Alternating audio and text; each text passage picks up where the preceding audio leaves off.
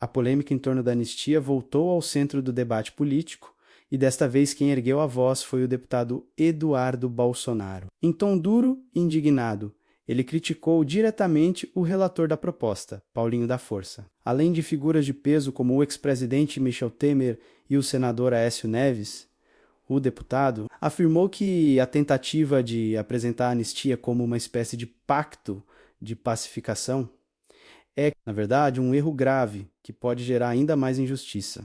Segundo Eduardo, a forma como Paulinho se dirigiu ao Supremo Tribunal Federal soa como um apelo para que se aceite qualquer meio termo. Mesmo que esse meio termo signifique manter cidadãos atrás das grades, sem que haja proporcionalidade nas penas, ele citou um exemplo concreto. Seria justo, ao invés de 14 anos de cadeia, por exemplo, para Débora Rodrigues dos Santos, que escreveu com batom numa estátua, colocá-la então a 7 anos na prisão. É óbvio que não, disparou. Para Eduardo Bolsonaro, não existe justiça em reduzir penas que ele classifica como desproporcionais, e sim em extinguir de forma ampla e restrita os inquéritos e processos que, em sua visão, foram criados com viés político. O deputado reforçou que não está do lado da impunidade, mas do lado da defesa dos direitos básicos e contra aquilo que considera perseguição. A revolta do deputado se intensificou ao lembrar encontros recentes entre Paulinho da Força, Aécio Neves e Michel Temer. Para Eduardo, a presença desses nomes no centro da discussão gera ainda mais desconfiança. Ele recordou o episódio da famosa carta de apaziguamento de 7 de setembro, assinada por Jair Bolsonaro após um acordo intermediado por Temer, na época. A expectativa era de que os inquéritos contra apoiadores do ex-presidente fossem encerrados, o que não ocorreu. Por que vou confiar no Temer mais uma vez, sendo que no passado ele não cumpriu com a palavra dele? Questionou. Na visão do deputado, o ex-presidente e o senador mineiro buscam assumir a posição de moderadores, mas não possuem respaldo popular para isso. Quantas pessoas Neves leva para a rua? Provocou Eduardo, insinuando que a legitimidade deles como interlocutores não está no apoio popular, mas em arranjos políticos de bastidores.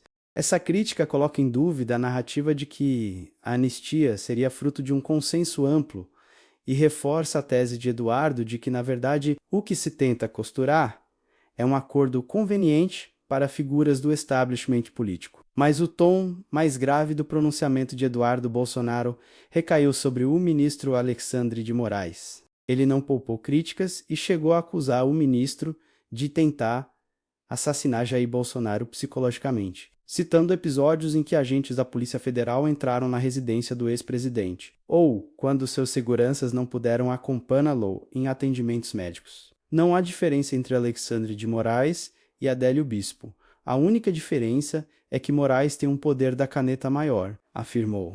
Essa fala incendiou ainda mais o debate, levando apoiadores a tratar o tema como uma questão de sobrevivência política e pessoal. Ao citar esses episódios, Eduardo buscou passar a imagem de alguém que não se curva àquilo que considera injustiça. Ele fez questão de deixar claro que não está disposto a negociar com quem, segundo ele, age com arbitrariedade. Você confiaria fazer um acordo com Adélio Bispo para trazer benefícios ao Jair Bolsonaro? Eu não, disse em tom de desafio. A fala evidencia sua postura de resistência e o coloca como defensor de uma anistia plena, em oposição à redução parcial de penas que está sendo ventilada nos bastidores. No encerramento de seu discurso, Eduardo Bolsonaro fez um apelo direto à sociedade e ao Congresso. Ele insistiu que qualquer proposta que não seja de anistia ampla, geral e restrita é apenas uma forma de perpetuar o que considera perseguição contra a direita. Se forem pegar indivíduos, a gente está falando de privilégio, o certo é a anistia sobre os fatos, de 2019 até agora. Porque o que temos são inquéritos abertos apenas para perseguir a direita, jornalistas, apoiadores e a própria família Bolsonaro, afirmou. O deputado citou nomes como Alan dos Santos, Rodrigo Constantino e Guilherme Fiuza, entre outros, lembrando que muitos vivem fora do país ou enfrentam restrições legais. Para ele, essa é a prova de que não se trata apenas do 8 de janeiro, mas de uma perseguição mais ampla. Eu nunca tive tão certo que a decisão mais simples é votar contra qualquer redução de pena e a favor unicamente de uma anistia ampla, geral e restrita sobre os fatos, concluiu. Eduardo Bolsonaro se colocou, assim, como um defensor intransigente da liberdade e contra o que chama de injustiças, reforçando sua imagem junto à base como alguém que não se dobra a pressões do sistema.